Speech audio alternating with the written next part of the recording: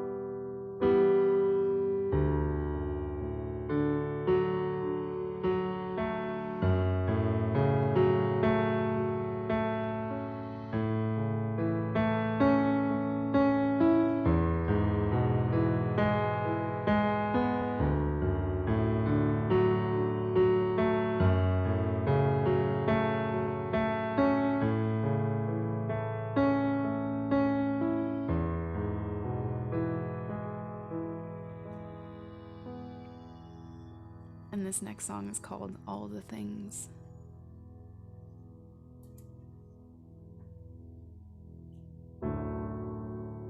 Look outside of your window. Tell me all the things that you see.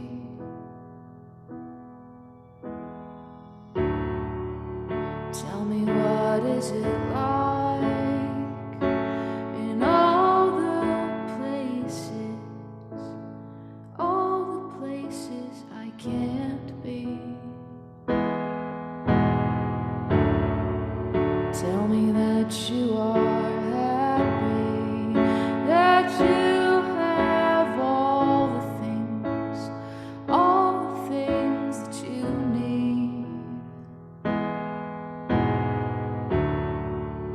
Look out into the city, to all your memories in the buildings and the trees. Close your lovely eyes, smile at the sky, think of nothing but the sun on your skin. Close your weary eyes, dream that we can fly, stand in wonder at all the worlds within, and just be.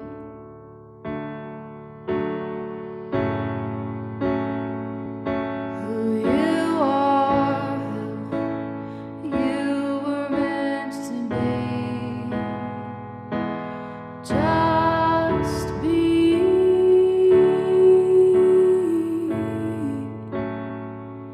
Who you are, who you were meant to be.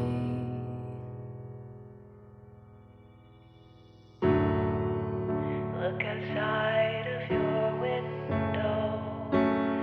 Tell me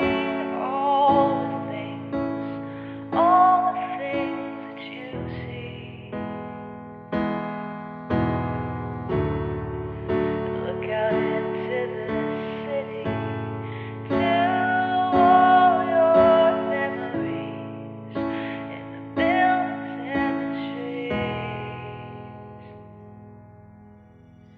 Close your lovely eyes, smile at the sky, think of nothing but the sun on your skin.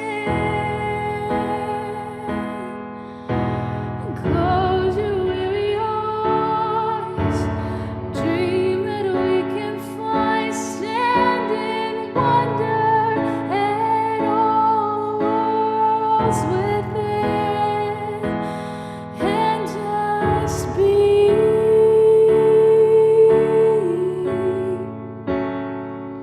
Who you are, who you were meant to be. Just be.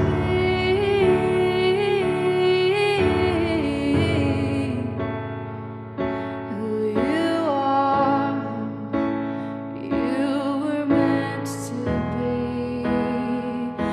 Just be.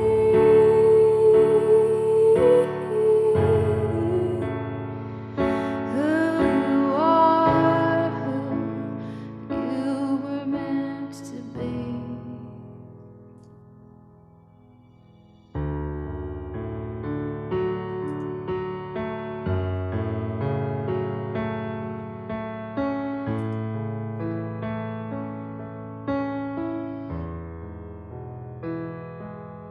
Thank you all so much. Thanks for having me this morning again. And thanks for logging in early for some music.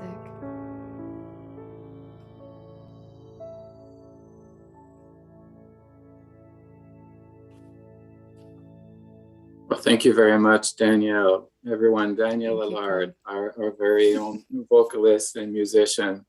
What beautiful music this morning. And there's so many comments in the chat, Danielle, about your lovely voice and the soothing music that you provided for us this morning to open our town hall. Well done, wonderful. And I'm glad some people signed up early and logged in early. They could enjoy your beautiful talent. So thank you very much, Danielle. Welcome everyone to our late fall town hall. It's a pleasure to have you with us. I know many people have registered and they're not quite signed up yet. So we'll get started in the interest of time because we do have a few things that we want to share with you and we want to welcome your questions as well.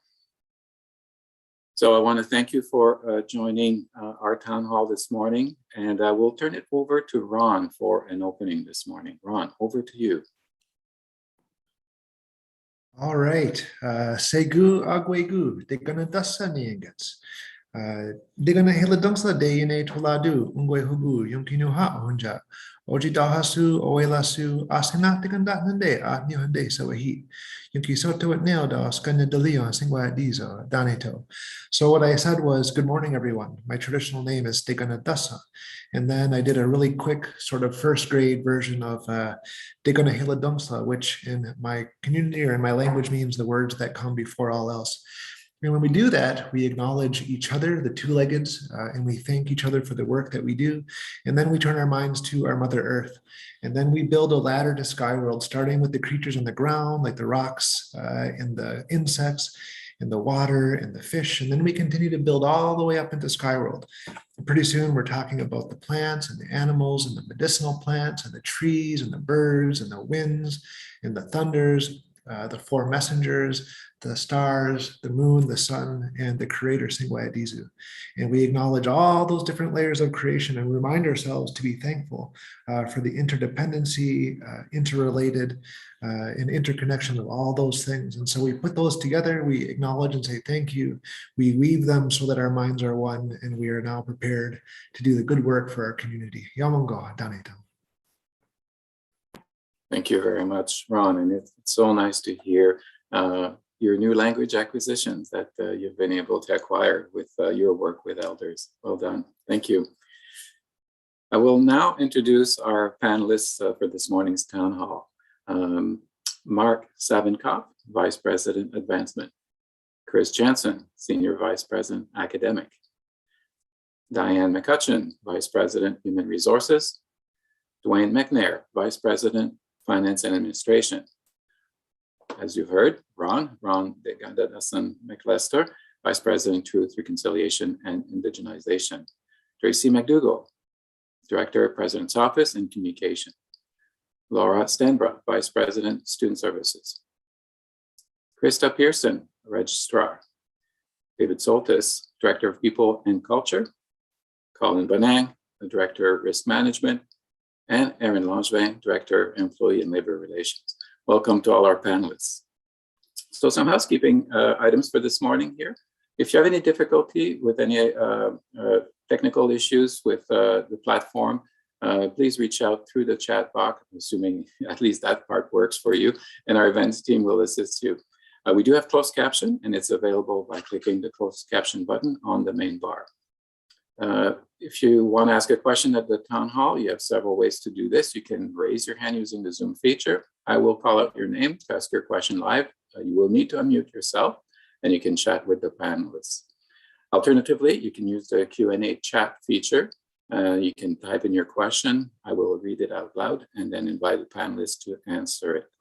If time is limited and we can't get through all the questions, we will take away the remaining questions and we will post answer at a later date following the town hall on my AC. If you're watching through a live stream on YouTube, please submit your question in the chat on YouTube and our events team will get your questions to me. We love to start our town hall with a success story, and we'll have several as well that will be posted in the chat. The one that I want to cover is related to our Inclusion Infusion events that we host from time to time. So our human resources folks have released a podcast called Disrupting Anti-Asian Discrimination.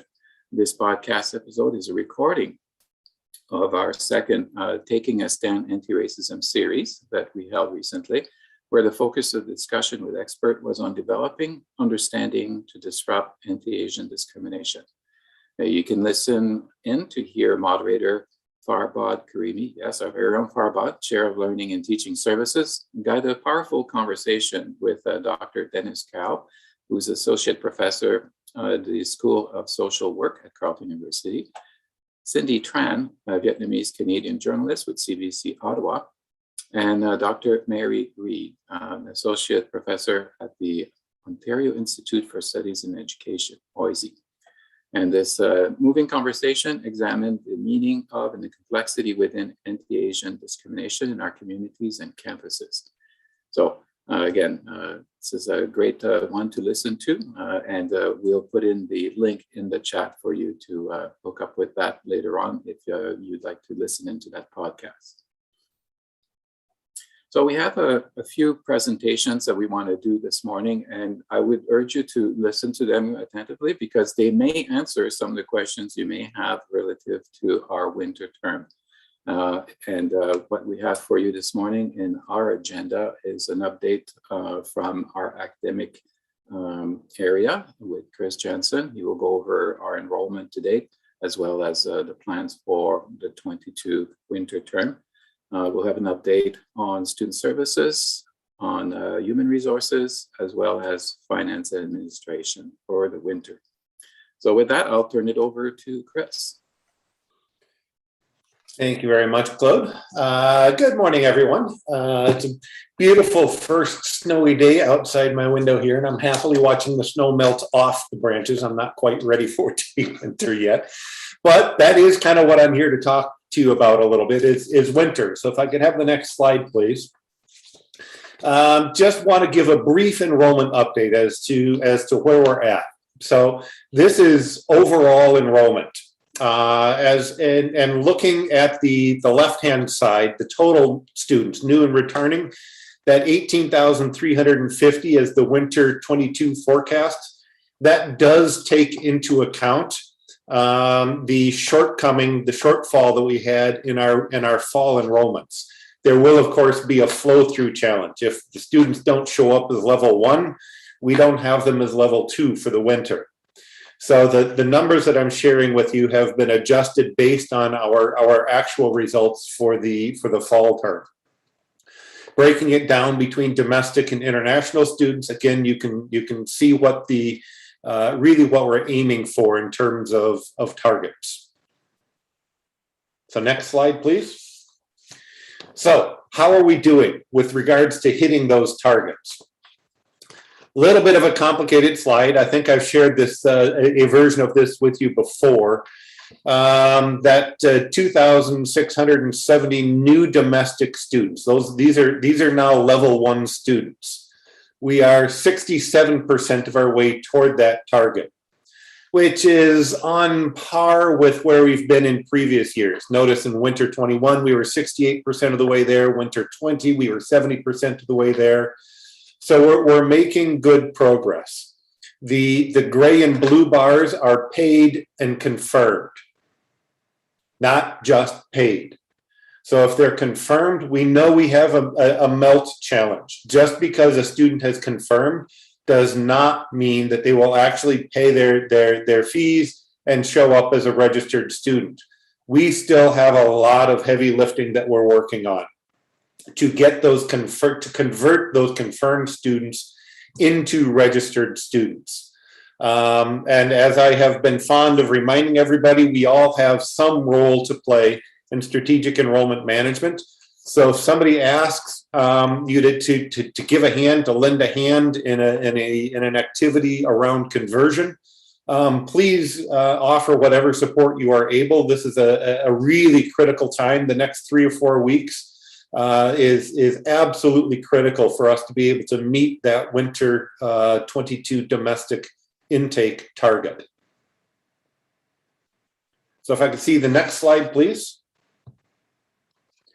The international, again, it looks very promising. We are at 121% of our way to our target. That doesn't mean that's where we're going to end up, unfortunately. There are a number of factors involved in actually matriculating these international students. Do they have a study permit? Are they able to travel? Are they actually going to pay those fees? There's a number of factors involved that I know our team in the International Education Center, in collaboration with the Strategic Enrollment Steering Committee, are working very hard to ensure that we get as many of those international students actually on campus as we possibly can. And by on campus, I don't mean necessarily physically on campus. As I shared in my recent communique, There are going to be some challenges with international students and their full vaccination status. So we are working to find ways to reasonably accommodate those international students that arrive without having full vaccination status, because they still can't come to one of our physical campuses. So we're looking for ways to ensure that their learning needs are met until such time as their complete vaccination regime is done and they are allowed to come to campus. I would also like to take just a couple of moments before I go off to an academic services delivery to talk a little bit about returning students. I know I focused mainly on the winter intakes, the new level 1 international and domestic students. We do have a problem with the returning students, and that is our withdrawal rate is currently running approximately 1.5% higher than it was last year even. We're going to have a retention problem. So I would urge everybody, particularly my academic team, to pay very close attention to our withdrawal rates down to a program level, and try to take whatever mitigating actions we can to minimize the further withdrawal of students that will have a negative impact on the retention for winter. If we lose them in the fall, it's much more difficult to get them back with us for the winter, even whether in the same program or in a different program. It's really much better to retain those students up front. So if you've got questions about the enrollment, please include a question in the question answer time. But for now, I want to give just a very brief update on what to expect for academic services and delivery for the winter term. So if I have the next slide, please. On the left-hand side, we're trying to use consistent language moving forward that describes our delivery modes. So we have on-campus delivery, face-to-face delivery on campus, hybrid, and these are courses that are offered partly on campus and partly virtually.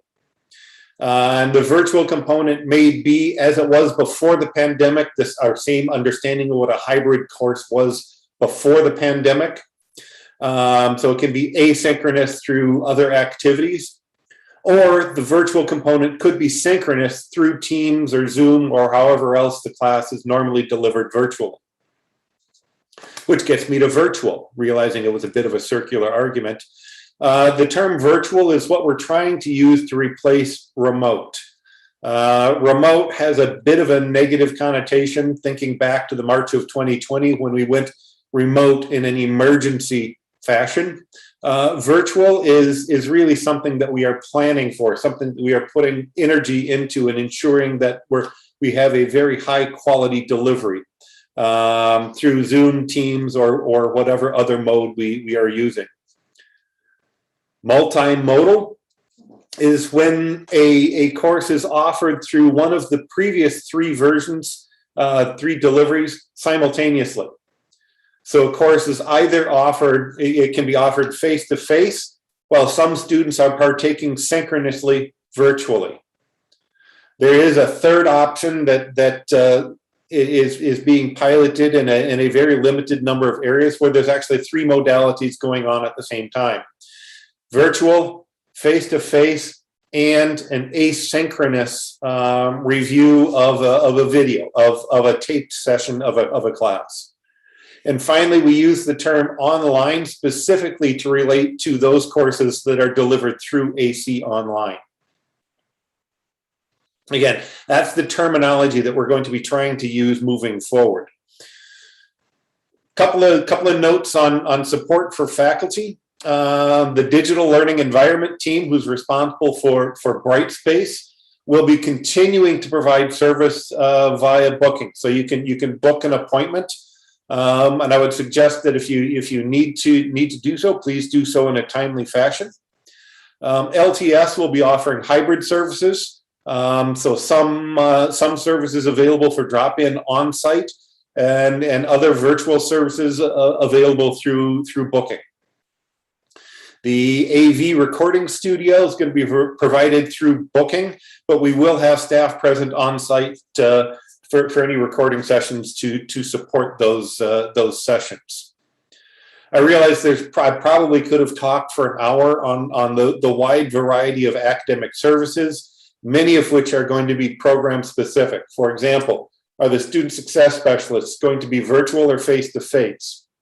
That's in part going to be on a school-by-school basis. The academic advisors, how all of those are going to be delivered really is based on the needs of the program and of the departments and schools. If I could go to the next slide, please. Recognizing that there's a whole lot more information out there, I'm going to go to my second bullet first. LTS has developed a frequently asked questions page that is part of the normal LTS webpage. If you go to their webpage, their homepage, in the banner, there's a link to this FAQ now. And these are really meant to answer detailed questions that faculty might have around what to expect in terms of classroom management, what to expect in terms of cleaning, what's my daily existence as a faculty member going to be like if I need to return to campus for the winter term. So check out that FAQ. Many of your questions will be answered there. And I also note that there's a place that you can submit additional questions if you have a question that's not answered by the FAQ. Give us a reasonable period of time and we'll add an answer to that onto that page. And lastly, the Integrated College Development Planning Committee, ICDP, has been working very hard to develop a comprehensive college-wide document that outlines all aspects of college life for winter 22. We have a complete draft and it will be released widely in the coming days. So stay tuned shortly. It will show up on my AC in the coming few days. Thank you very much. That concludes my part of the academic services plan. I will now turn it over to my colleague, Laura Stanbray. Thanks, Chris. Good morning, everyone. And we can move to the next slide, please. Thanks. So in terms of student services, we've been operating fairly with the majority of our services remote. We certainly opened up a little more this fall and have some of our employees here. But for winter, with the increase of students on campus and with other things in the community, Ottawa community opening up, we are going to more of a hybrid model with on-site and virtual service delivery. We'll always be following Ontario public health precautions, certainly heavily guided also by student feedback. What are students looking for? What type of experience and service delivery do they want? And certainly following, our academic planning delivery as well. As we're also careful to monitor what else is going on in the city at post-secondary institutions, what type of experiences are our students having there, and how do we compare to that. So there's a lot of things that we consider, but certainly health and safety is first and foremost, but then guided by how can we best serve our students. We can move to the next slide, please.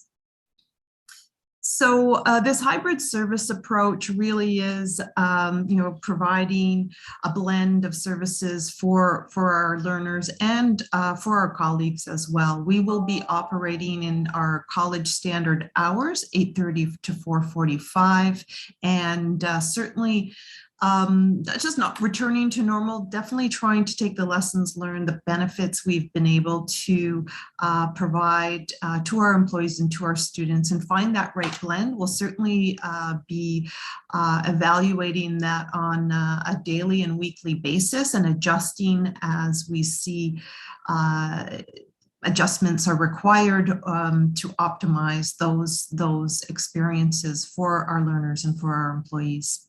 We can move to the next slide, please. So again, as Chris mentioned, there'll be, there's so many details to come out, and that will be coming out this week, but just a high level, a 10,000-foot view here for you is student support services. 100% of the employees will be on campus a portion of the week. They'll be rotating coverage to ensure, again, that we have those open doors for our students who will be here. And 100% of our spaces and services will be open full-time, and that's those service hours that I referred to, the college hours that I referred to on the slide before.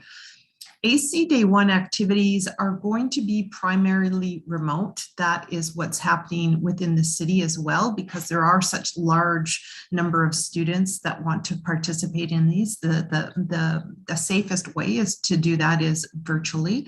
However, the AC Hub will have some in-person activities for our students. We'll also have, for a minimum of the first 2 weeks, our Here to Help booths all over the campus.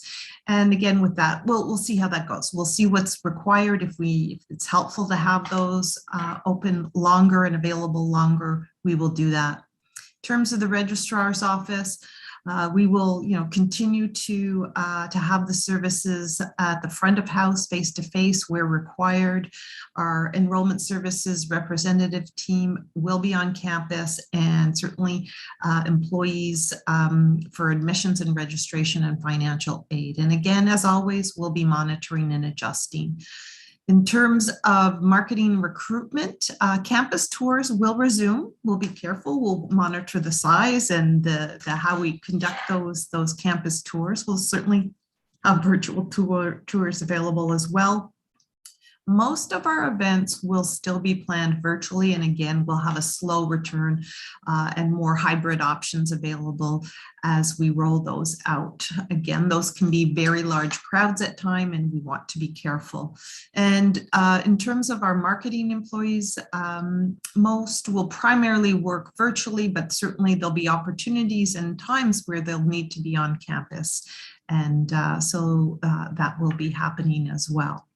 Next slide, please.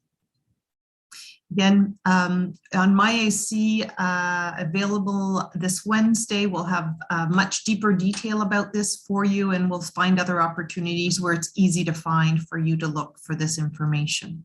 And with that, I think I'm not quite sure who's next. Oh, Human Resources. Turn it over to Diane. Thank you.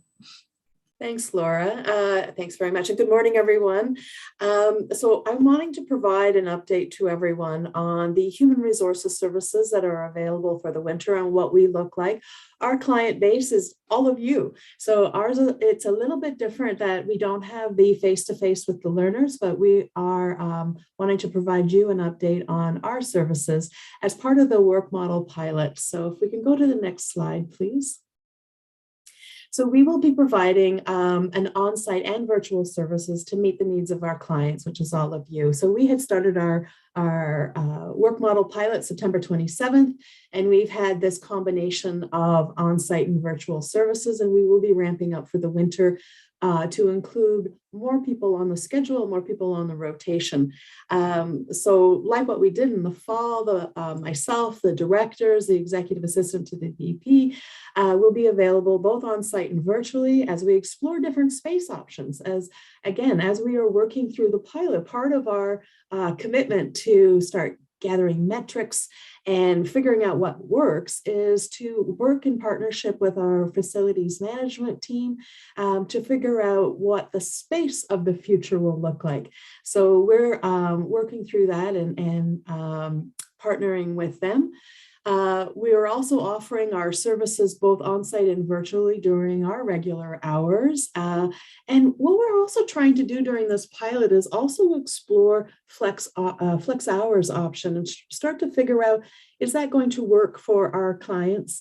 As we want to introduce and want to figure out flex hours, does that meet the needs of our clients as we strive to provide more flexibility for our employees as well? So we'll be exploring some of those things and measuring the impact to our clients and measuring the impact to our own team as well as we work through this pilot.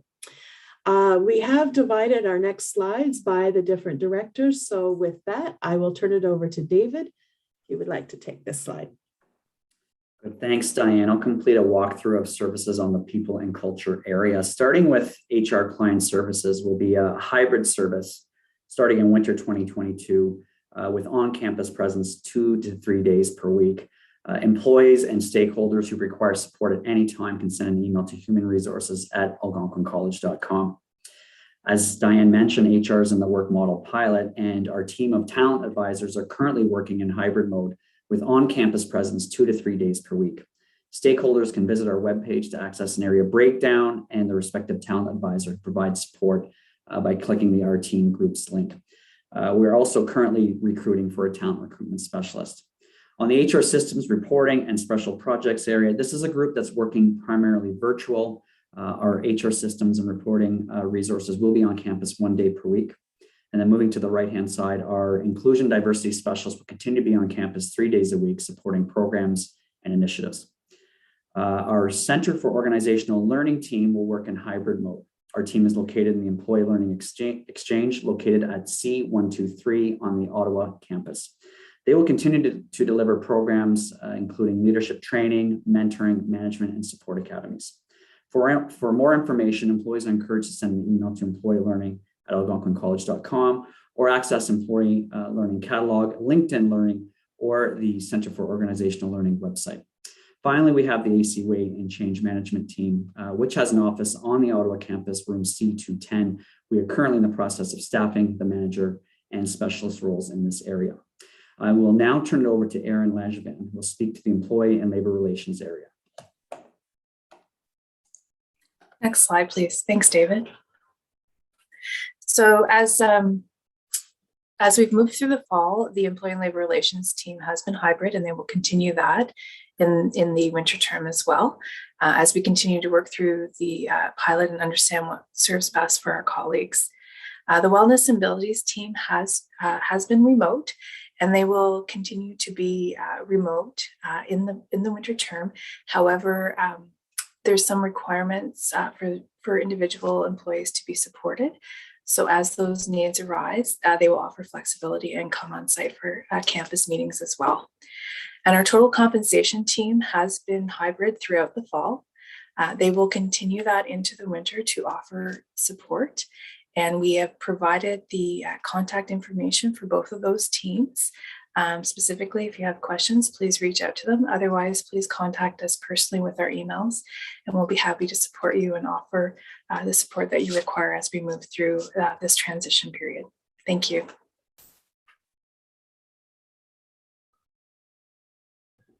So I'm next with Finance and Administration, and Colin Bonang, our Director of Risk Management, is going to lead us off with the first few slides. Over to you, Colin.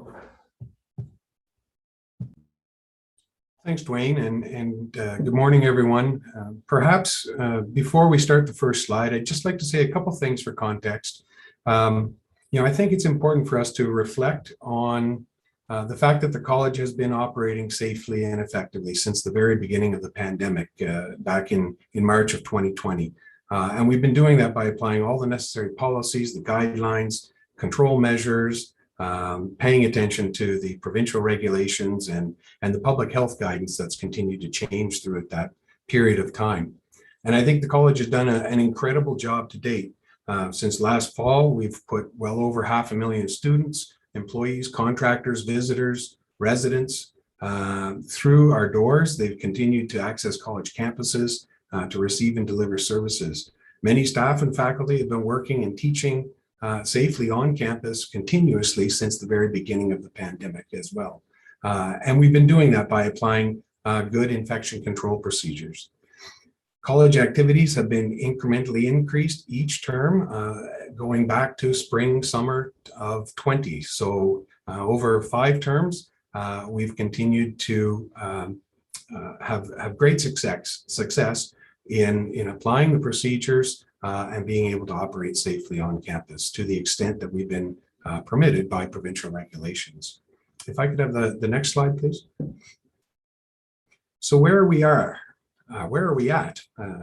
If you've been listening to the news lately, since Friday of last week, you're probably already aware of the first bullet. The pandemic is not over yet, and we are not yet business as usual. We are planning a transitional return to campuses because of that reason. Everyone is likely aware of the changes that we've seen in the provincial response to the pandemic since August the 17th, and most recently through October, where we saw 4 rounds of changes to regulations as the government continues to respond to changing trajectories of the pandemic.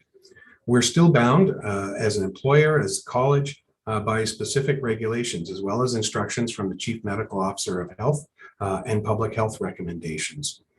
So our college plans will continue to remain responsive to any changes in the provincial government and public health directions between now and winter 22 term. At the bottom of this slide is a chart we often reference just to show the local COVID-19 case counts and daily average. It's getting compressed quite significantly now because we are into 20 months or so of this. However, I just show the slide to show at the bottom very left side of the page where case counts were at when we went into this pandemic, and at the right side of the page where case counts currently are at, just to demonstrate the fact that in fact this pandemic has turned into the marathon that we had anticipated. And although case counts may not look much different now, what is different is the reduction in serious illness, hospitalizations, and death from COVID-19. I think that's largely due now to the high participation rates for vaccination. Ottawa certainly has incredible uptake for vaccination, and our college campus, as of last week, 99.86% of our college community members who are attending campuses are fully vaccinated. So that adds an incredible amount of safety to all of the infection control practices that we are already incorporating. Next slide, please. For this slide, I appropriated some of the graphics that our incredible communications and marketing teams have used throughout our awareness materials. So hopefully they don't mind that I borrowed those. So for winter 22, mask wearing certainly will still be in play for us inside indoor areas of the college, and even outside where physical distancing cannot be maintained. That's a recommendation from public health that we need to be responsive to. And while physical distancing is not necessary in indoor instructional spaces, it is still required in all other areas of the college. There are some exceptions to this where capacity limits were recently lifted. When you heard that restaurants, bars, recreational facilities, all had capacity limits lifted in October, that has an impact on our similar operations. Our revised mask policy addendum has now been posted to reflect the changes that have occurred in the mask requirements since it was first provided. Daily screening and proof of vaccination are still required. So the requirement to use the app or other means, there's a government website you can use for daily self-screening. You can do it manually if you choose to do that, but to check your own health each day to make sure that you're well enough to attend campuses is still required. Response procedures, just so you're aware, are in place to respond to all reports of COVID-19. We have specialized cleaning and disinfection requirements that are part of the protocols and implemented as needed when we do become aware of any COVID-19 cases. And we work extremely closely with Ottawa Public Health and other public health agencies when there is a report. I think it's important that everyone take a personal responsibility for the application of these infection control measures. And we do a great job of promoting these measures on our college website. I've provided the website address at the bottom of this slide. There's a tremendous amount of information there, including FAQs, reference material, embedded links to health and safety training and awareness materials. So if you're seeking information in preparation for winter 22, the website is a great place to start. Thank you. All right, thanks, Colin. So I'll give a brief overview on campus services and facility management for this upcoming winter term. So on the next slide, we present a number of our services and their hours. In terms of food services, our marketplace food court and the Fix will be open for extended hours starting at 7:30 in the morning to 7 p.m. during the weekdays, except Friday, they'll close down at 6 p.m. And the 35th Street operation will be open 7 days a week, 9 a.m. to 10 p.m. to serve our students and residents, as well as anyone that wishes to visit that food service outlet. Parking services, they will have their office open from 8 a.m. to 4 p.m. And we just note there are various options available to purchase parking passes for those that may not have to visit campus every day, but may be working in a hybrid modality. The campus store will be open for in-person shopping from 9 a.m. to 5 p.m. on the weekdays, and they will continue to offer online shopping with curbside pickup. And they have extended hours for the startup of the term for curbside pickup till January 21st. They'll have that service available till 7 p.m. On the next slide, we have some information on a few more services. So card services, they will have their usual temporary service center in D building opened up from January 4th to the 21st, 8 a.m. to 4 p.m. And just note that appointments are necessary for card pickup for our students. Just also to note, the UPass opt-out option is being extended into the winter term for our students. Cards can be mailed to students upon request. There will be on-campus printing available, and locker rentals are also available for our students in the winter term. And in residence, we are anticipating additional students moving in. We believe we'll be at capacity, so perhaps another 250 or more students will be moving in into residence for the winter term. And if we go to the next slide, I will give a brief overview on our facilities management. And on the next slide, we provide an overview of how our campuses are being set up for the winter term. So currently, facilities management teams are setting up general purpose classrooms to full capacity, and labs and other allocated academic spaces are being set up by the lab technicians and academic staff responsible for those areas. Just want to note, if any of those teams require support from facilities management for your setup of those spaces, please contact them as soon as possible to give them appropriate lead time. Offices and conference rooms, so they will also be set up to full capacity, but as noted by Colin, physical distancing is required. In our common spaces, similarly, we are resetting the furniture to full capacity, but also, again, just want to emphasize, we still need to impose physical distancing. And on our heating, ventilation, and air conditioning systems, we've been communicating this throughout the pandemic. We continue to maintain the recommendations of the ASHRAE organization. So we have increased airflow continuing through the winter term, and the highest quality filters are in place to help ensure a safe environment for our employees and our students. And on the next slide, just a little bit of information on cleaning practices. So facilities management will ensure that common areas are cleaned and sanitized overnight, and there will be the ongoing touchpoint cleaning during the day. Office and conference rooms will receive once per week cleaning, and in the classrooms and labs, there will be once a day wipe down cleaning, excluding specialized equipment. We ask that the academic lab technicians clean any specialized equipment. And we will continue to maintain hand sanitizers throughout our campuses, so they'll be accessible. And just a reminder for your cleaning needs for your offices and personal effects, personal equipment, feel free to order that through your usual procurement process in your department. So that concludes my update, and I'll now hand it back over to Claude. All right, well, thank you very much to all our panelists who presented this morning. Very useful information that I know will be of use to you and your teams as you continue to prepare for winter.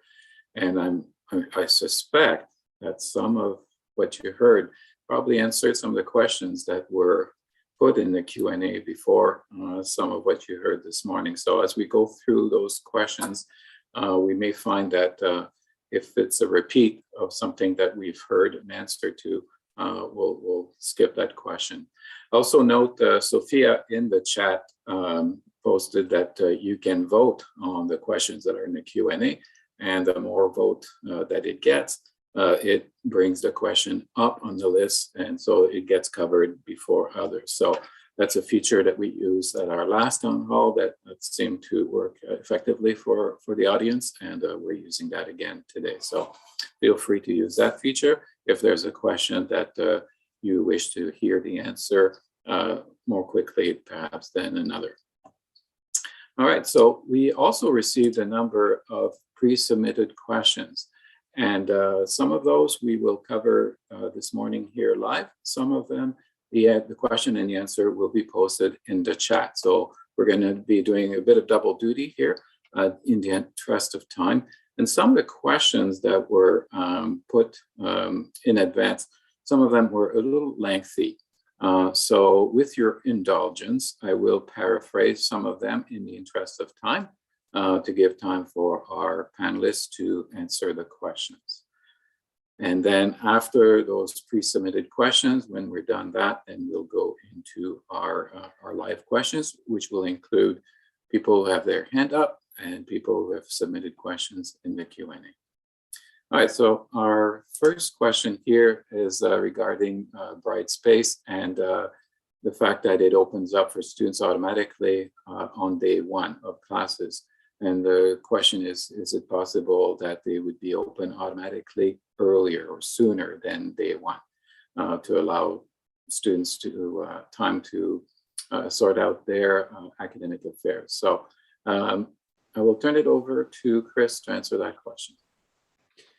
Thanks, Claude. This was a great question. I was really pleased to see it when it came in. I confess I did not know the answer initially. I had a good conversation with Michel Macheter from the group that supports Brightspace, and he indicated to me that it's not a straightforward, simple answer, yes or no, for all students. For returning students, for students that are already active in Brightspace, it's actually quite easy for a faculty member to choose to make their course active and accessible in advance of day one. All they need to do is go into the course, the course offering information page and adjust the date that it's active. The challenge with doing so is that after that date, once it's active, every time a faculty member makes an update, changes something, adds new content, moves something around, all the students are going to get an update that something changed in your course shell. So if you choose to do that, please do so judiciously and recognize that you may be giving lots of unintended communication to the students. For new students that are not yet active in Brightspace, it's a little bit more challenging. And probably for the winter term, the answer is no, because it involves changes in Genesis. Courses are set to be active in Genesis on day one. And it's that without an active course, students won't have access to Brightspace. So if none of the level 1 students' courses are active yet in Genesis, they won't have access to Brightspace. So the solution for that would be to go in Genesis and make those courses active earlier, which creates a number of other larger problems. So for now, for returning students, for classes that are designed for returning students, the faculty member has that option. And for new level 1 students, the answer for now, for this term, is no. But we examine the problem more carefully to make sure there aren't other unanticipated consequences of moving that start date forward. All right, thank you very much, Chris. We'll go to our next question, and it's related to sustainability and the framework that we've spent time putting in place. talk about the framework of what we call C, social, economic, and environmental, or the 3 legs of the sustainability stool. The question says, however, there continues to be very few electric vehicle charging stations at the college, and they have a short time limit for parking at those stations. So is the college intending to add more electric vehicle charging station in our parking lot? So perhaps I could turn that question over to Dwayne. Sure, thank you, Claude. So in short, there isn't any current plans to implement additional EV charging stations on our campuses beyond the 4 we have on our Ottawa campus. We are monitoring for opportunities to perhaps implement more. What is generally happening in the electric vehicle industry is the industry itself, to sell more EV cars, they have to fund the installation of more charging stations to incent us to buy more EV cars. And so we will continue to monitor for opportunities. Hopefully the industry will approach us and offer to implement additional stations to encourage those EV purchases. We are investing in other sustainable transportation investments. For example, we've with the North Service Road improvements, there's additional improved walkways and bike paths. And transit is also a more sustainable mode of transportation, and we are investing in a pedestrian link for the new bus rapid transit terminal just south of the ACE building. Thank you, Dwayne, for stating all of the sustainable initiatives that are going on related to transportation. Our next question has to do with the controlled entrances that the college has in place, certainly at the Ottawa campus. Question is, can we have an additional controlled access at the S building, because people in the winter are having to park far, and with the inclement weather, right now their closest entry is P building, so they'd like to see an entry at S building. So maybe I'll turn this one over to Colin. Thank you for the question. And the college has maintained limited access points for the purpose of monitoring self-screening, which is a requirement for the college, as well as now checking for proof of vaccination. At the Ottawa campus, I think we have 6 designated public entrances that have been maintained from the start of the pandemic. And we have heard concerns that may not be adequate for the start of the winter term. We are waiting for more information. We were waiting for today, actually. The government was supposed to give us some updates on whether they were changing regulations or not. And you would have heard last week that the government has decided to pause the reopening for the next few weeks. However, there still could be changes before January. Also, we're waiting to have some more refined data regarding enrollment so that we can estimate campus activity levels for the winter term. Once we have that data, we're certainly going to be doing a review of the access capabilities and determine whether there are changes needed for the distribution and the number of designated public entrances. Okay, thank you very much, Colin. Our next question is a little similar. It has to do with control entrances. And this one is about, well, people can use any door to exit a building. Of course, fire marshal would have a fit if that, I'm saying that, not the question here. If we were to start locking down ways to get out of buildings. So that's true. And the person is saying, well, maybe people can also enter through those same exit doors if that's possible. So how do we prevent that? Because that way they circumvent our screening. So Colin, I'll turn that one over to you again. Thank you. And this has come up a few times. Certainly the college, it is very difficult to make the college impenetrable by anyone who may want to circumvent the controls that we put in place for the protection of the college community. But we really rely on the entire college community to adhere to those policies and procedures and protocols that have been established for their safety. Within the spectrum of infection prevention and control measures, self-screening, and now vaccination requirements, the college really has been demonstrated to be a very safe environment. So without focusing on the one-ofs, I think all college community members, have shown and demonstrated personal responsibility for safety as we've progressed through this pandemic to date. And we really have had very few problems that would, be caused by people who are circumventing these controls. If it does happen, our policy language, employees and students who do want to take actions that are contrary to those requirements, there are disciplinary measures that can be applied.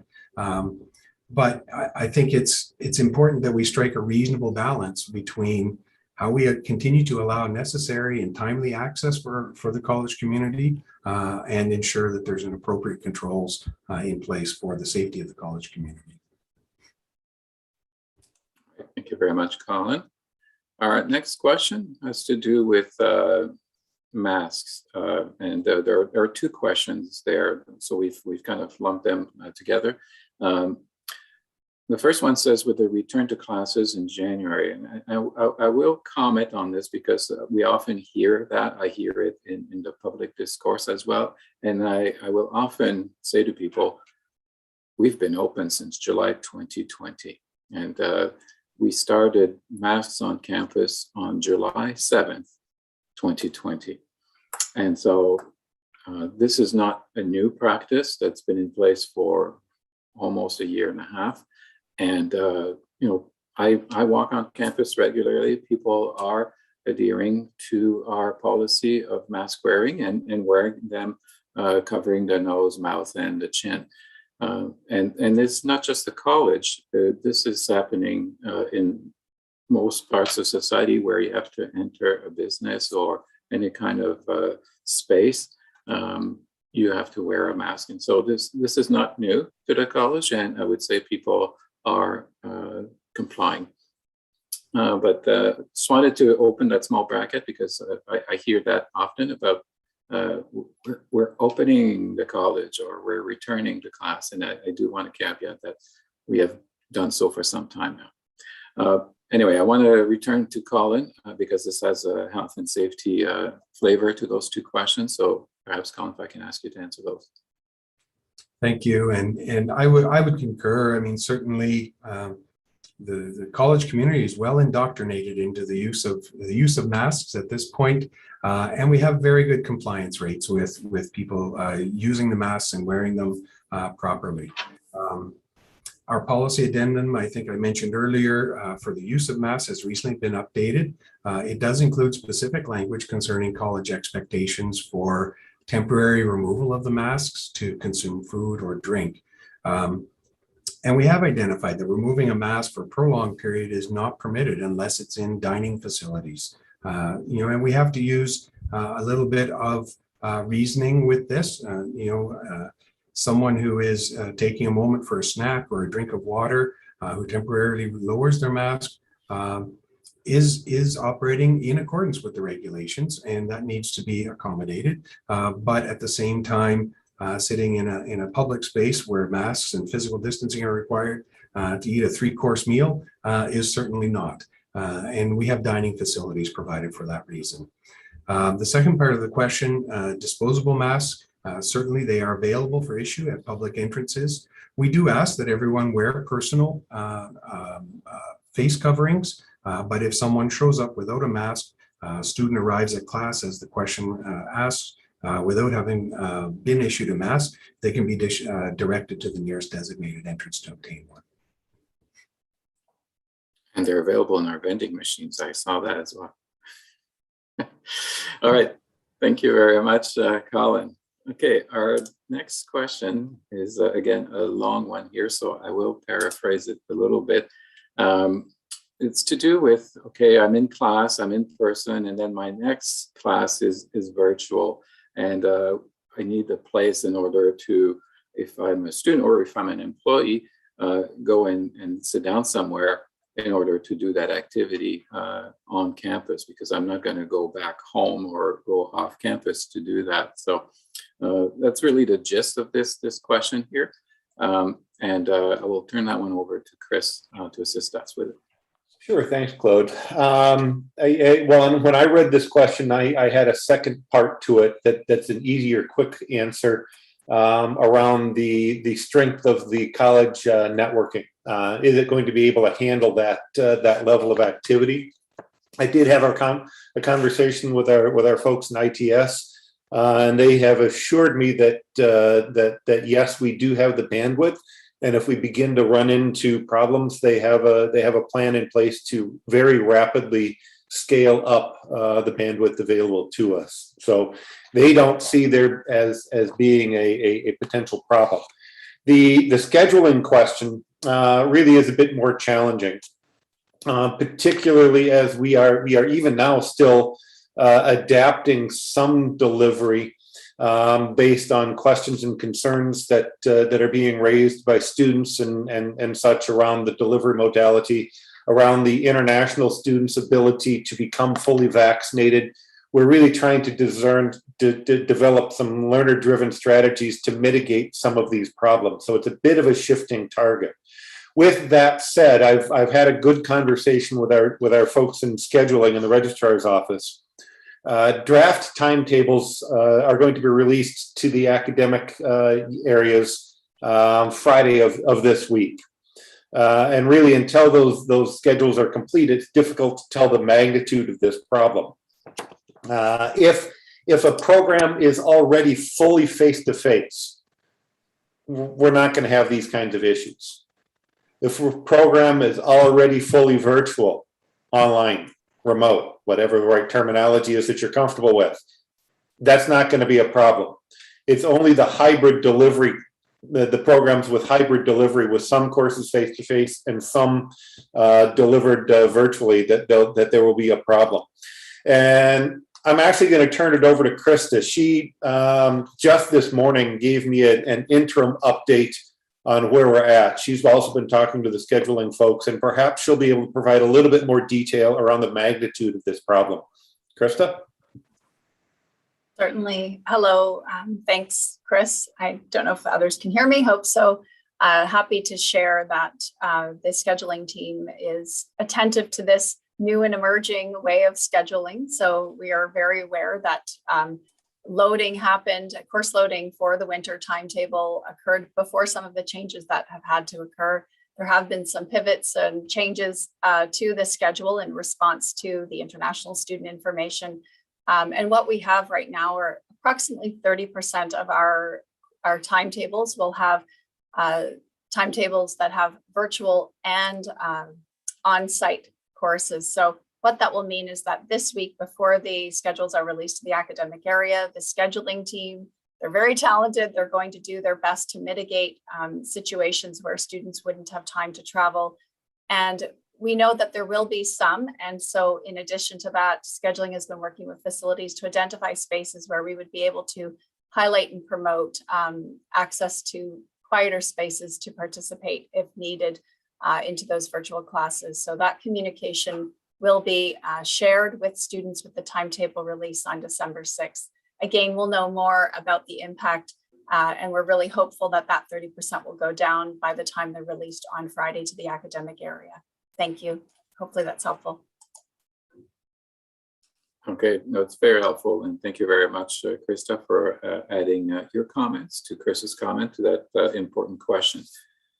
Our next question is, let's have a look here. Okay, this one here is about people who are, I guess, some people who are not vaccinated or not completely vaccinated who may come to college for one transaction only to perhaps some of our learning enterprises, and they're being refused entry. And our rule set says that without a vaccine passport, folks can present hard vaccination copy of their proof, but nothing else will do. So, you know, there seems to be some inconsistency here, and perhaps we can clarify that, Colin. Thank you. And yes, this question has some very specific nuances in it. So certainly I would invite the author to consult our services as well if there's a need for special arrangements. But generally speaking, one-time only clients can access the campus in accordance with the website directions. Vaccine passports from other jurisdictions are accepted, including the Ontario vaccine passport from folks who are not college community members. Of course, they would have to accompany that with photo identification at the time. But if these persons are not vaccinated, alternate arrangements can be made for brief transactional visit to campus. And we have language supporting that in our HS16 policy that deals with the mandatory COVID vaccination. So bottom line is you would encourage the author of the question to consult with your department here to make sure that we have the appropriate protocol to achieve this activity. Absolutely. Okay, thank you very much, Colin. Our next question is, short one. All right, I'll read this one. Can you please provide an update on the departments that have been trialing the hybrid format? What has been working well and what hasn't? All right, so this is in relation to work arrangements and the pilots that we're doing. David Soltis, can I ask you to comment on this? Absolutely. Thank you, Claude, and thank you for this question. I'm actually going to share my screen if that helps here for a visual. So I can give some highlights here about the work model pilot project.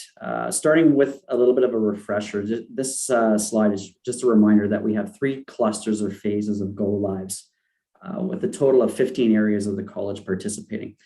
12 have completed the readiness sessions and are now working through the processes of reviewing their services, implementing a number of key processes, including determining position eligibility and going live with their flexible work model options.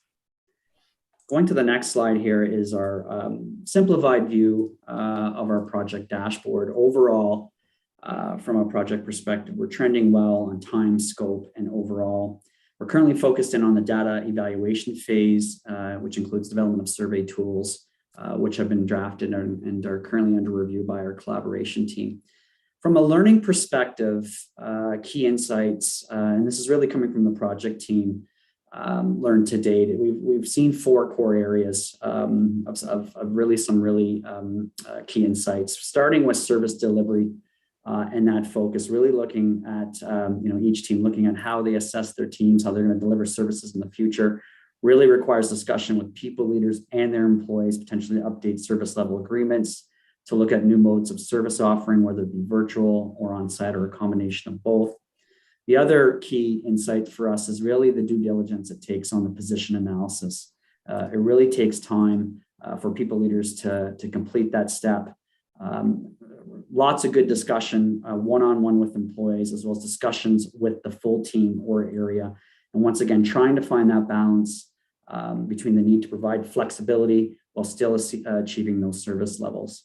In some cases, employee preferences may not be met, but this is where honest discussion and transparency comes in. The third area is the need for early communication and dialogue with employees, something we learned in phase 1, the phase 1 cluster. This is a passionate topic for everyone. The importance of open discussion and dialogue is critical. And then finally, something we're seeing is change of routine. We're seeing in many cases, it may take employees a few weeks to transition from working from home remotely to coming on site. We also have some employees like myself that were hired during the pandemic and may need a tour or guidance as they return. This is being taken into account as areas go live. And then one additional slide, and I do see some questions coming up in the Q&A section as well. And so I did pull together a schematic that shows really two streams of work, one being those in the work model pilot and those working outside of it. It's a bit of a busy slide, but to summarize, those working on the lower stream in the pilot undergo a readiness session with the project team and adopt a total of 7 processes. And you see the heavy lifting that teams have to do from an evaluation perspective. And so that's the work model pilot stream. Those in the transitional return to campus stream, of course, outside the pilot, people leaders and employees are working towards, determining who needs to come on campus for winter 2022. And employees should have had that discussion by now, hopefully, with their people leader. Once again, emulating what we did in the work model pilot. It's really those robust discussions one-on-one as well as within the larger team, really to land on the go-forward position for winter 2022. And as Chris Jansen mentioned earlier, the Integrated College Development Planning Committee is also focusing on this area with more resources to come for people, leaders, and employees. So that concludes my update. Claude, back to you. All right, thank you very much. And apologies, there's a bit of renos going on, I think, in the floor below me. And for those of you who are around this part of the building, you're hearing a bit of knocking. It's not someone knocking on the door, they're actually doing some work here. All right, so our next question is, this is our final pre-submitted question, by the way.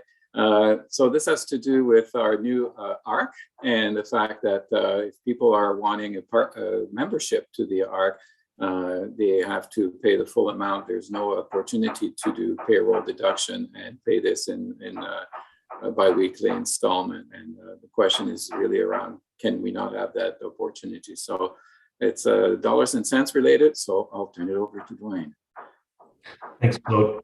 Yeah, this is a good question, and we did look into this, and it was a decision of the Students Association to discontinue the payroll deduction method of paying for your membership. So I would encourage you to speak to the SA, either Martha Peak or maybe Stafford Rolex in their finance department, and request that it be reinstated. We'll certainly work with the SA on our side. And perhaps they'll give some reconsideration to how they receive these membership dues. All right, thank you very much, Dwayne. And I appreciate people wanting to go to the Jack Doyle Athletic and Recreation Center. It's a beautiful facility. It's so encouraging to see students and employees. I've noted in some of my walks through the facility that I see employees also already partaking in that new facility. So I do encourage everyone to take a look at it and perhaps pick up a sport or two, or perhaps a leisurely activity. All right, so again, I'll repeat our ground rules for the Q&A. And again, you can ask a question live by putting your hand up, and I will identify you. You will need to unmute yourself, and then you can chat with the panelists. Alternatively, and many of you have done that already, type in a question in the Q&A box, and I will read your question out loud and point to a panelist to answer it. And again, if time doesn't allow us to answer all the questions, we'll take away the remaining questions, provide answers that we'll post at a later date following the town hall on MyAC. And finally, you can also vote on the questions, and I see some of you have done that already. Whenever you do a like on the question, it pops it up, pushes it to the top. So those are the questions that we will start with. So I'll go to a couple of the questions that are in the Q&A. And then I'll come back to you, Judy. I see you've got your hand up, so hang on. I'll come back to that. So our first question that I'll go to, and 25 of you have given a thumbs up like, goes as follows. Work from home pilot. Not everyone has had the opportunity to participate. Been told that I must be for campus all day of the week. May a request to work 1 or 2 days as I am more productive, less interruptions. Will staff have a say, or is it manager led only? All right, so question perhaps to either Diane or David, who were just talking about that.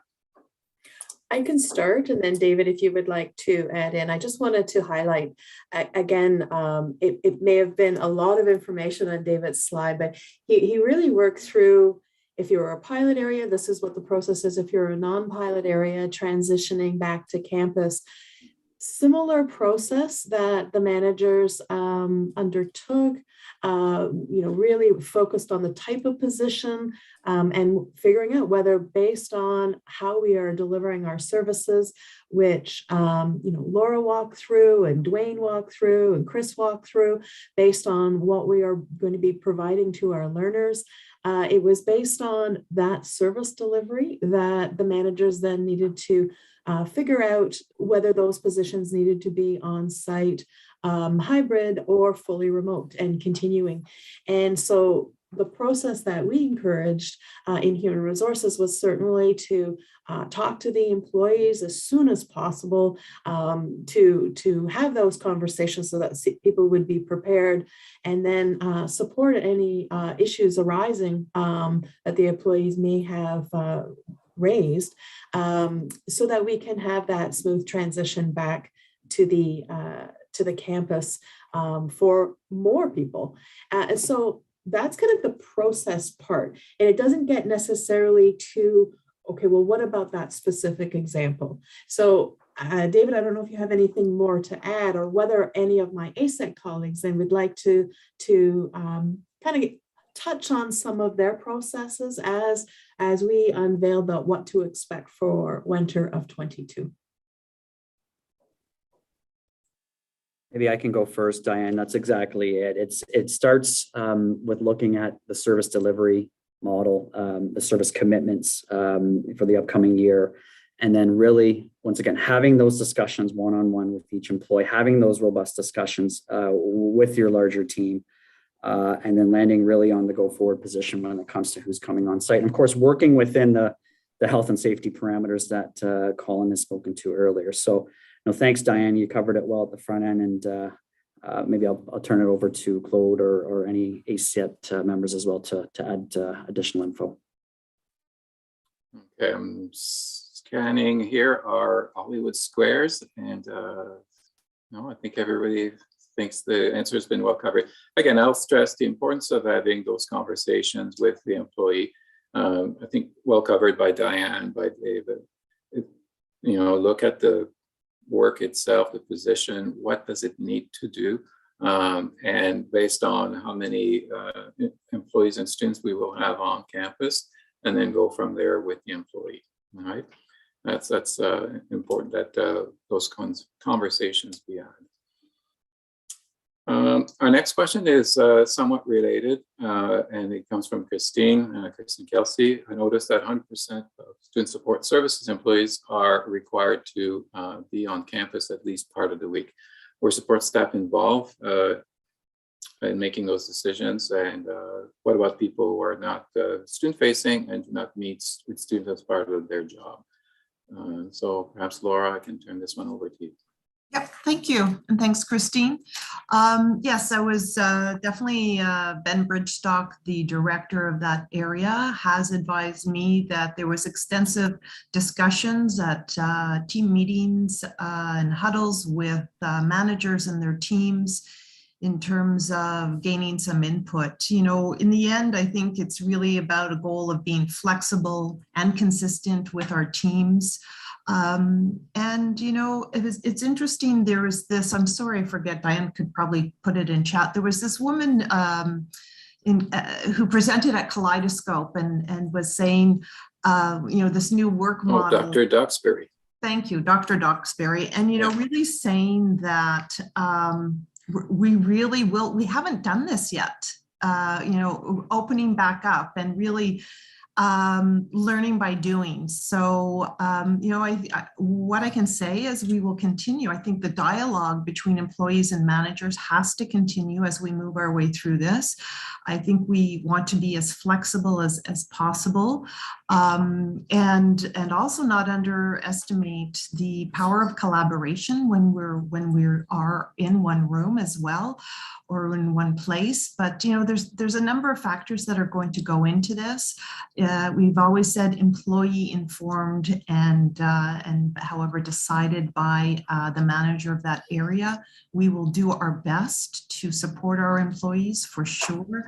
And we're all going to be learning by doing and going through this. So what I can say is just keep the dialogue going and let's see where it takes us as we really transition back to not the way we used to, but a new way of working in the winter. Thank you. Okay, thank you, Laura. I'll go to Judy. You've been patient. You've had your hand up for a while there. It went down for a while, now it came back up. So Judy, if you can unmute, you'll be able to speak with the panelists. Thanks, Claude. Yeah, I guess I jumped the gun a little bit earlier. No worries. So thank you very much for the presentation this morning. And I really appreciate, Chris, your effort in trying to clarify language around terms like virtual and online and remote and multimodal, etc. I guess I really have two questions here.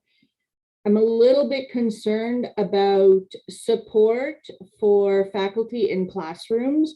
Like, I know LTS, I saw that Farbod put something up there about getting help through LTS, but are there going to be people who come to the classrooms with us when we are in this multimodal delivery?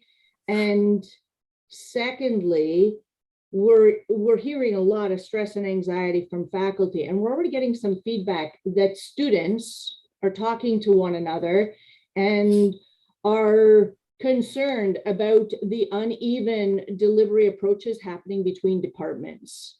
You know, oh, School of Business is doing this, but this is happening over in ASET, and this is happening in hospitality. So what are the steps that you're taking to help clarify that communication and address confusing messages? All right. Well, thanks, Judy. Whenever you ask two questions, I admit that perhaps I missed part of the first one. But let me try the first one. For support for faculty. What you describe is one of the reasons why we are trying very hard to not go whole hog, dive in 100% deep into the multimodal delivery. We need to be able to ramp this up. It's not just about technology. It's not just about making sure that we have the ability to do it in a way that is substantially better than a faculty member sitting in front of a laptop in the middle of a classroom, talking to Zoom and the class at the same time. That's the kind of approach that we're trying to avoid. So there's a technology solution part to this that we are investing in and beginning to ramp up. So there are two varieties of that right now. There's the full-on classroom, of which there are a very limited number available. There's one at Perth, one at Pembroke, and we've created 2 new additional spaces at the Ottawa campus for the winter term. There's a number of kits as well, and kit I kind of put in air quotes because it's not the same level of technology that we're aiming for, but it's a lower cost interim holdover that involves a much better camera and a much better microphone than you would find on a laptop, to be able to do some of the same things that you would do through Zoom. So without really massive changes to pedagogy, enable at least a faculty member to actively participate in both in both the virtual delivery and the face-to-face delivery at the same time. The other part of that is support for faculty. Again, LTS is ramping up very actively the supports, the PD that's available to faculty around multimodal delivery. There are a wide range of activities being offered, and I would encourage faculty that are part of the multimodal delivery for the winter, and it's not everybody by any means, but folks that are going to be participating either using the kits or using the designated dedicated classrooms for multimodal, to make sure that they are contacting LTS and able to participate in those PD activities. At this time, I do not believe that it is anticipated that we will provide on-site concierge service to faculty with multimodal delivery. But again, there will be support available in LTS on-site and virtual. I don't want to overcommit, but I would suggest that if there is a particular technology question or a particular problem, that there would be supports available either through LTS if it's a networking kind of problem. Sorry, ITS if it's a networking kind of problem, or LTS if it's a delivery of curriculum sort of problem. We're in a pilot phase. We recognize that this is not a full-on blown final solution. We are still learning. We are still ramping up. And both the support and the number of activities that were going on, while really trying to be learner driven in our approach and making sure that the challenges of the realities on the ground, so to speak, for the winter term, we are meeting the needs of as many of our learners as we possibly can through this multimodal delivery. So it's a technology solution, it's a development solution, and trying to contain the rate of expansion of multimodal delivery so that we can do it well and deliver a high quality learning experience for not just our students, but also our faculty. So that's the first part. I'm going to pause and ask if you've got any follow-ups to that part. Well, I will keep it to one follow-up, Chris. Thank you. Okay. I'm encouraged to hear that you have established at least one each at Perth and Pembroke and two at the Algonquin, the Ottawa campus for the classrooms that are going to have this. I did hear about these kits. I'm honestly quite concerned about the use of them. I was in a chat the other day with some other coordinators and we sort of reminisced about cows and moving those around. That's computer on wheels for those. Yeah. Not the mooing variety. Anyways, a little bit concerned about how much that's going to cut into our classroom time if we are setting this up beforehand and then trying to teach to those students in the classroom and keep those students who are going to be virtual still engaged. I mean, we don't have any training in this, and it's great that we have PD being developed by LTS, but this is very concerning about the new kind of learning that we're undertaking and trying to deliver in a professional manner, all in one beat. So I'm just asking you to, recognize that what we're trying to accomplish here. And Judy, I believe me, I do recognize. I had originally hoped that the pilot was going to be smaller than it has turned out to be for winter for just the reasons that you're describing. But again, we encountered a number of other challenges in order to meet our students' needs, particularly around international students, students that had been doing their program remotely for the fall and are perhaps living in Thunder Bay and may not have the financial wherewithal to be able to move to Ottawa for the winter term. I know there's a couple of questions on that later on in the Q&A. So that's why we have increased our use of the interim kits, really simply to find the middle ground and meet the needs of those learners. And when I think I misspoke when I said LTS is developing. I really should have said they have developed and are delivering. So this PD is available now through LTS. And I would encourage any faculty member that is anticipating they will be partaking of the multimodal, whether it's in one of the designated classrooms or using a kit, be done this fall. With regards to the amount of one of the ways to mitigate what you described around the need to set up and take down is to make sure that we have a sufficient number of kits. So we have just ordered another, I wish I could remember the number off the top of my head, but tens of more kits to have available for the winter term. So we're hoping to mitigate the take up and set up and take down time by having more kits available. So more on that to come if I have better numbers available to me. And now that I've talked about this, I have completely forgotten your second question. The second question was related to the stress and anxiety that is being filtered by everybody, right? Yep. The students, faculty, employees generally, and what you're doing to sort of clarify that communication getting out there about the W-22. Sure. Great, thank you. The delivery mode on the registrar's page, I admit I would put that at a mid-level communication. It's not a detailed course by course. Okay, this course is going to be a remote. This one's going to be now I've got me saying remote again. This one's going to be face-to-face. This is hybrid.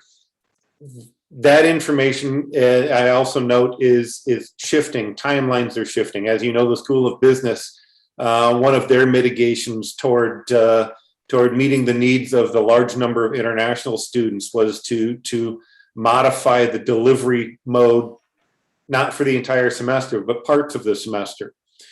And because, as you noted, there are different approaches to meet the different curricular needs in different programs, a general wide communication is not going to be able to address those problems.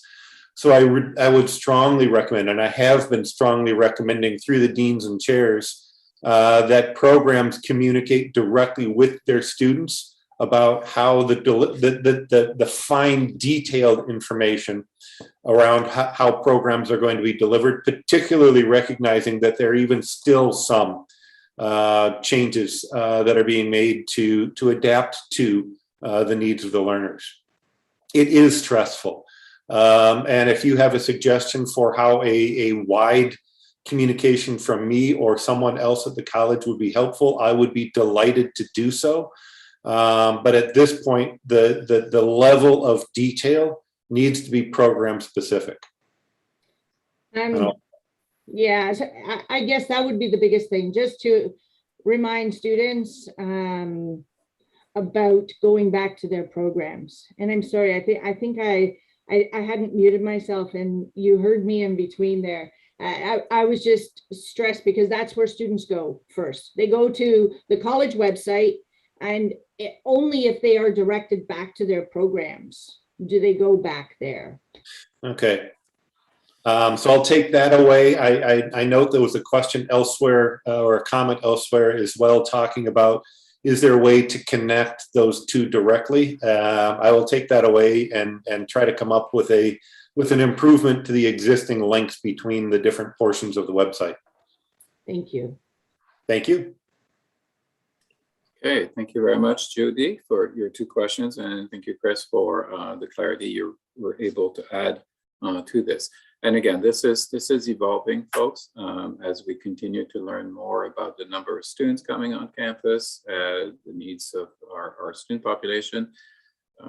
It is important to remember that not all programs, not all courses will look and feel the same. And I think that's the gist of what Chris has said here. It'll be important for faculty, for students to go back to a program page that will detail what specifically will occur in the winter term for them, because your mileage will vary between programs, clearly. All right, our next question is as follows. We are now near the end of the semester, and no time has been added to get through the pile of work for 22 winter. Faculty has additional time added for 22 winter prep. No consideration was given that for faculty to be ready for start. A ton of support staff work needs to be done. What about support staff? So this is in preparation for winter term. How are support staff additional work being factored into this equation? Who would like to take a crack at this here? I think Diane and I were quietly talking about who best to start this. So let me give this a shot. Okay. Just to also quickly clarify, to make sure we're all on the same page. There wasn't additional time put on faculty workloads for prep. And I'm simply saying that because that this is a technical legalese thing, just to make sure we're on the same page. Prep is part of the collective agreement. around the SWIFT calculation. It's one of the factors that go into the SWIFT calculation. That was not changed for the winter term based on the current situation.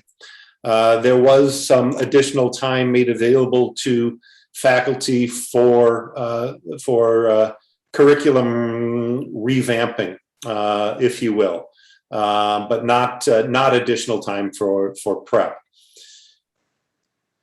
But that's not the heart of the question. The heart of the question is around okay, so if faculty are being given some additional time to do whatever work it is they've been given additional time to, what about support staff? And this is where I'm going to really need the help of Diane to finish the answer to this. And I know that what I'm about to say is going to be an unsatisfying answer. We are actively in the immediate term, working to make some very important, very meaningful changes to the workloads of a number of the support staff, particularly within the academic area. These are not things that are easy to flip a switch and change overnight. It is absolutely critical work that the support staff are doing in the academic area. I acknowledge that, and I acknowledge that we need to be making immediate changes to make it better. There are a few active efforts being made that are localized in a number of places across the academic area, and those are ongoing. We are trying to bring in additional staff and additional support to be able to carry that work out immediately. So there have been some of those changes that have been made, but we are also looking at a broader collection of solutions that are possible, and it's that part of it that I think I'd ask Diane to give an update on. Thanks, Chris, and thanks for this question. It ties to a follow-up question that is, I think, one or two down in the Q&A, so I'll try to address both at the same time. So here's what we're doing to tackle this problem. And it's the problem of capacity. So it's not just ramping up for the winter term, it's just the overall crisis state of some capacity issues. And so last Wednesday, the executive team received an in-depth presentation from a group of support staff employees, along with Christine Kelsey, the president of our support staff union.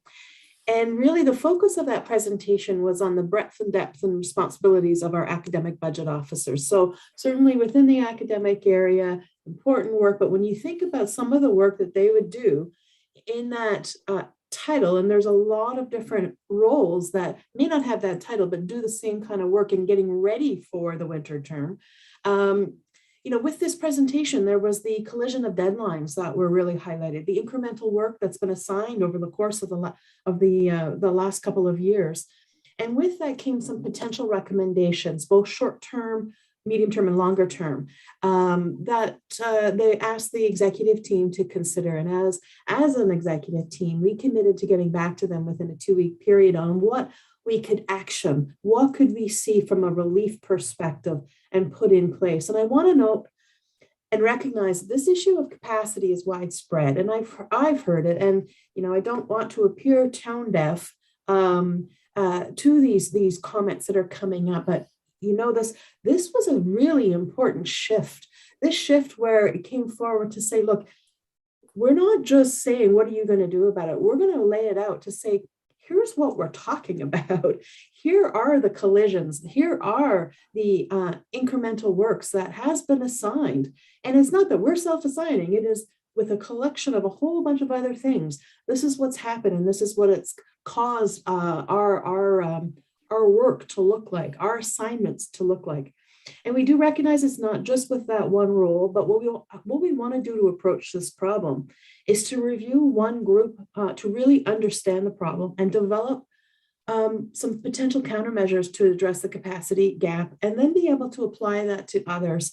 And so really that's the approach that we're taking. I'm wanting to be as specific as possible and highlight the excellent work of the group that came forward to say, here is what we're talking about, and here is what you can do to assist us with that. And with that, we then have some concrete data to work with. And, we're continuing to look at this on a broader situation. And so it may not be answering out what are you doing to get ready for the winter term, but there's an element of that. Certainly as this particular employee group within our support staff union is pulled very heavily to get us ready for semester on semester and semester. And so perhaps if we can see some relief quickly, there might be some movement on that for that group. Hope that answers this question and perhaps the next one, 2 down. Okay, thank you very much, Diane and Chris. And I have to say, it's imperative that we get through this next little period, what I'll call the very short term. Folks, we have a month before we wrap things up for the festive season, and then it's the start of term. So if it's tied to start of term for 22 winter, we need to make our way clear to make sure those tasks are done. And if we have an issue of capacity, we need to prioritize the work to ensure that we're able to finish this term properly and start the next one on a good note. And I will also echo the comments made by Chris and Diane. Received a tremendous presentation last Wednesday by a really professional group of support staff. I was blown away by their presentation. Very clear, short and long-term recommendations, and we have committed to providing an answer back in 2 weeks' time. So stay tuned, more to follow on this. All right, the next question we have is, with the cases of COVID increasing in Ontario, what is the plan if numbers keep increasing over December into January? Colin, maybe I will turn this one to you. Thank you, Claude. And kind of reminds me of an Eisenhower quote. I think it was an Eisenhower quote that said something like, plans are useless, but planning is indispensable. We've been going through this for some time. And I think the churn that has been created around planning with very, very murky information, only to have to readjust those plans on very short notice, has been something we've become quite accustomed to. And I think it has driven a lot of creative solutions and innovative solutions to deal with those changing requirements. In terms of, is there a plan? I think what we would be doing, we've remained committed to make changes to our plans based on provincial government changes and public health changes as they respond to changing conditions with the pandemic.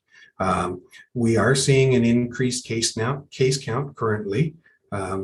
Some of the drivers for decision-making at a provincial level, including the public health markers for hospitalizations and ICU utilization, are certainly not as dire as they might have been in the first rounds of the pandemic when vaccination was not at play.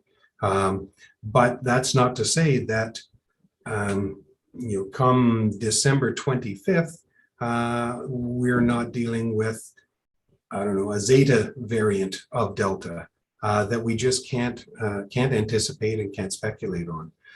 So I would say that we've demonstrated a capability to pivot as needed in a very short period of time, and that although we're planning to have a transitional return to campus, it's still subject to change as necessary, and that we would move through that as needed. Yeah, thank you, Colin. And also Dr. Kieran Moore, our Ontario Chief Medical Officer of Health, has also said that in their data modeling, what they're mostly seeing is a case for pausing the current plans as opposed to regressing. And we'll of course continue to monitor this, because it depends, as you said, on the virus variant being the ones at play. If something else gets introduced into the ecosystem, that changes the dynamic, and we'll have to react to that once again. So again, go back to what Colin said in his earlier presentation. We're still in the pandemic. If you had any doubt, go back to some of what you saw in the news last week. Canada's doing well compared to other jurisdictions that are perhaps less vaccinated. And you see this at play in Europe right now, where the levels of vaccinations are not as high as in Canada, and we're seeing the effects of that. So we continue to promote vaccination against the virus and to alleviate disease and the impact of the disease, especially on the severity of the disease for those who are only partially and not vaccinated in terms of ending up in hospital or in ICU. So those are some of the markers that we'll continue to watch for. And of course, guidance from our Ottawa public health and our regional public health, as well as provincially and government direction. So stay tuned, folks. Our next question, I think we've answered that one by your statement, Chris and Diane, earlier. This was around being tired or sick hearing about the workloads at every town, nothing being done. I think we have addressed that. Again, if not, happy to hear the nuances of this question and be posed at a later time. Let's see, next question is, so no capacity limits in what we already, on what were already cramped classroom, but larger communal spaces on campus will continue to observe capacity limits. I'm sorry, I just can't quite wrap my mind around this. How is this something you, is this something that you feel makes sense? Yeah, no, not everything makes sense in the regulations that we're getting to implement. But we are doing the best we can, because we're not just and I'll get to you, Colin, because I see you're primed to answer on this, but I do have to say a few words on this. We are a complex environment. We're not only an academic institution, but we also operate residence, we operate retail, we have a theater, we have a large recreational facility. So there are different rules that have been put in place by government to address these specific entities, and they're line by line. If you're retail, do this. If you're gym, do that.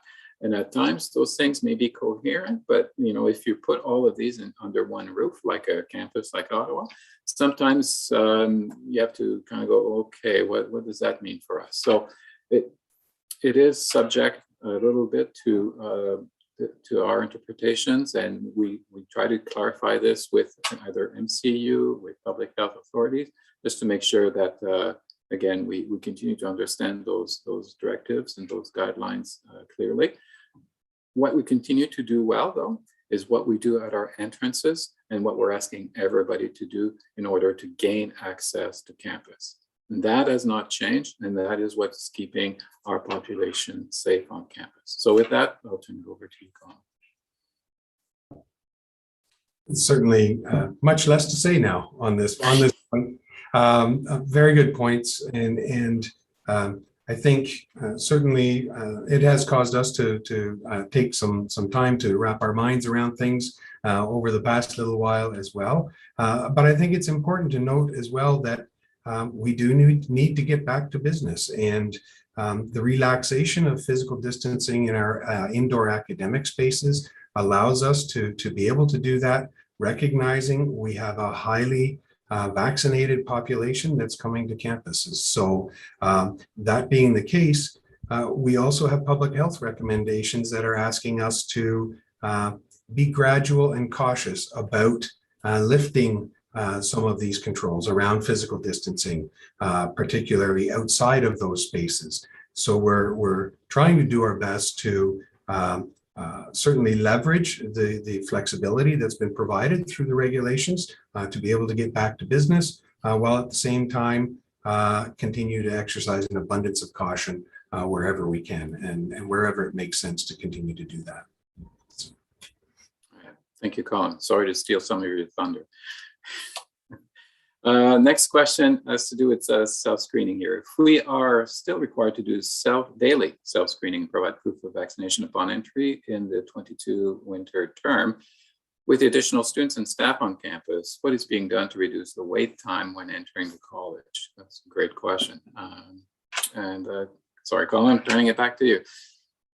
Yeah, and certainly our experience has been to date that we haven't seen significant issues in terms of lineups at entrances or delays coming through the entrances. Certainly with the numbers that we've been dealing with. I think this relates to a previous question. We are waiting to see whether the winter 22 numbers might have any impact on that. We certainly don't want to see lineups of people to get through bottlenecked entrances. But we need to have some data on which we can start to make changes to open up those entrances. We have some entrances that may be barely used versus others that might be heavily used.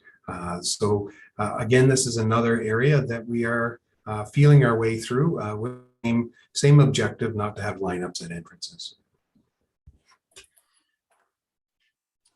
I guess the more people have their information at the ready, that helps too, right? If people are fiddling with their phones or if they have to do paperwork, any of that adds time in the lineup as well. So. Absolutely. Okay, our next question, I believe after this, I'll probably be close to the end there as we get closer to 12 o'clock. It's interesting that both Laura and Diane have implied managers consulted with their teams for input on the transition back to work. It has not been my experience, nor the experience of many of my colleagues.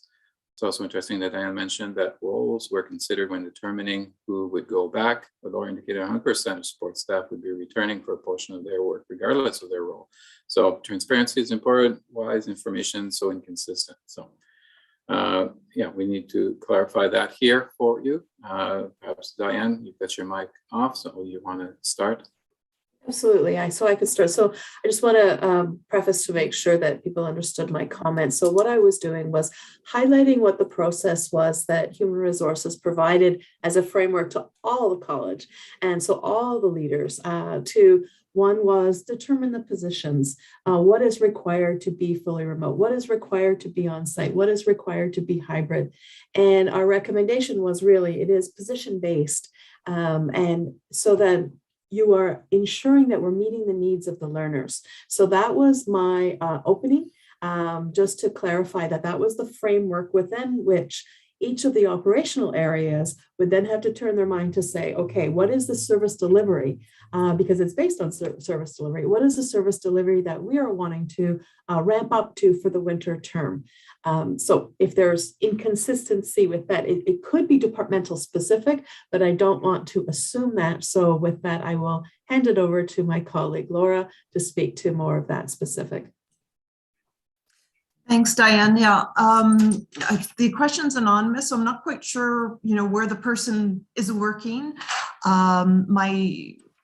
The intent and what I've been advised and my hope, and not only hope, what we want to do is definitely have employees, all types of employees, work and speak with their managers about what winter looks like, and have employee input on that. And that's going to be ever evolving in terms of not only the planning, but also the rollout.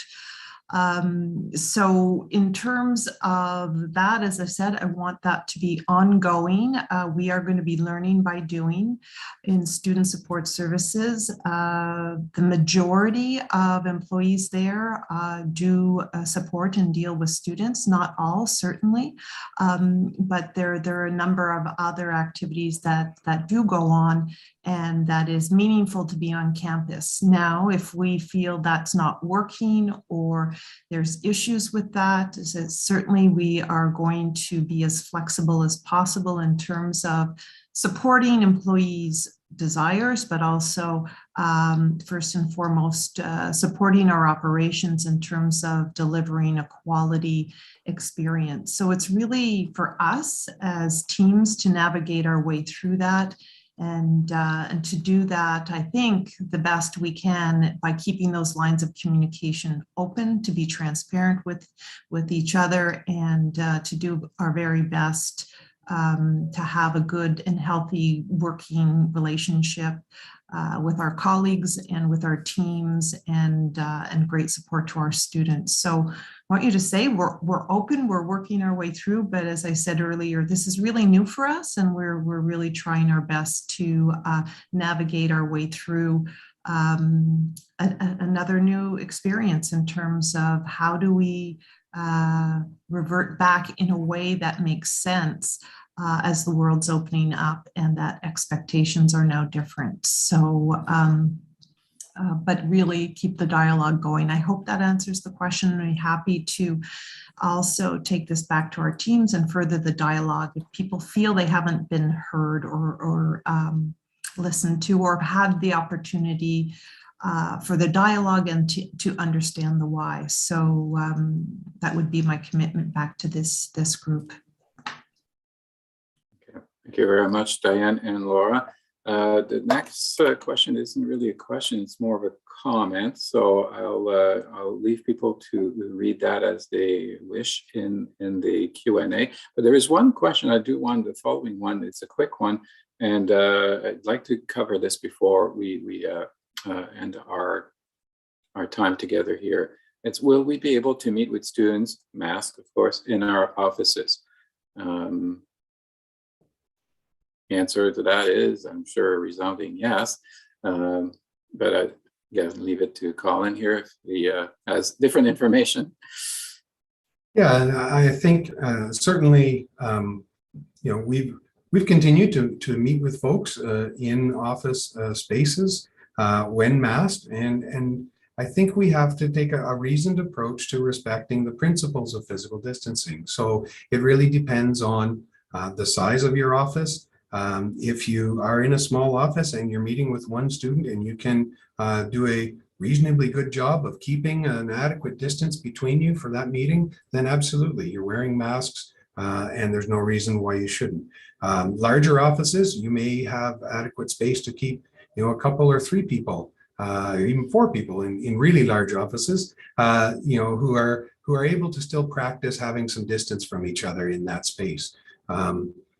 Really, and then the opposite end of the spectrum, you know, if you're in a space that people need to stand shoulder to shoulder to be in at the same time, then those situations would be situations to avoid, and to find you know, an alternate suitable space to have those meetings.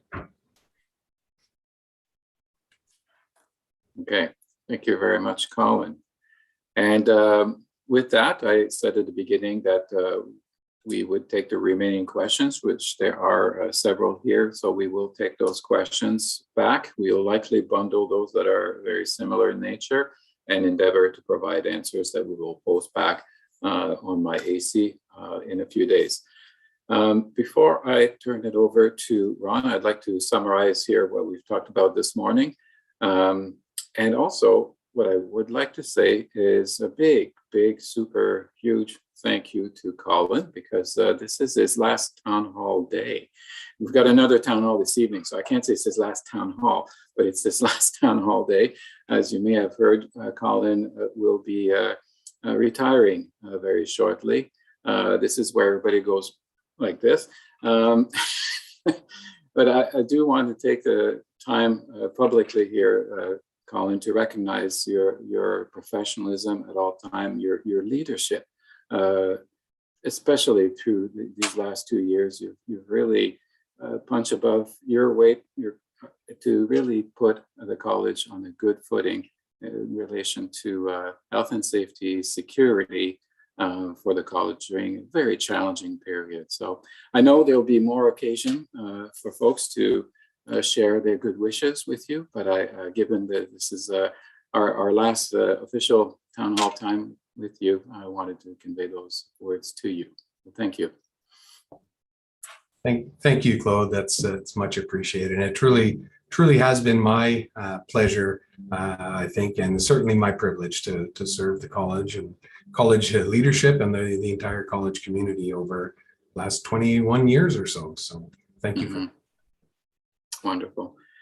So this morning we've heard from many of you and I appreciate the candor of your questions, very precise about, what are we doing for this winter? We hope in return that you took advantage of what we've said in our presentations. And again, this is being recorded, so you can play it back time and time again until you're satisfied. And if you still have questions about what you've heard today in relation to our planning for winter, drop a line to your manager or your dean or director. It's important that we make sure we're crystal clear about our intents for this winter so that everybody knows what they need to do to receive our students and continue our great work as an institution.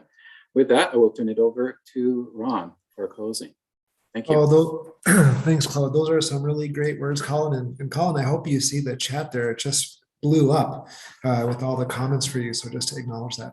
There's two things I'd like to say. The first one is before the closing, we're going to be doing a really deep dive in community engagement for the next multi-year indigenization plan. And part of that work is to do campus involvement and storytelling and some engagement through traditional crafts. And so we will be offering a holiday edition for some traditional Iroquois corn husk making. I'm just going to pop this up real quick. We had an ACLT retreat, what was it, 2 weeks ago? And we did some corn husk doll making, and it was a really, really great time. And so we're going to do another one that is a bit of a holiday edition. And so I just wanted to show you this real quick. So we'll combine campus engagement preparation for this new multi-year plan with some thinking, ideating, consulting, consensus building for the next multi-year strategic plan, which I'm thinking of calling Standing Up the Tree. We'll explain that later. So it'll be a neo-native corn husk workshop holiday edition. So we're thinking wreaths and different things. So I just wanted to say that. And if you're interested in doing that, we're thinking about 12 people. And so it'll probably go fast. Please email my assistant, wonderful Glenda Rodriguez. And if we need to do more, we'll do more. So it'll depend on your interest. So whenever we do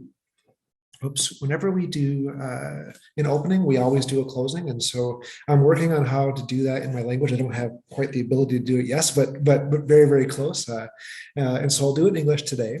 When we come together, we always acknowledge everybody that came before us, all our elders and our ancestors and everybody who put in tons of work, sometimes tears, sometimes hopefully smiles, and always a lot of love. And we put our minds and we thank them for all the work that they did for us to be here.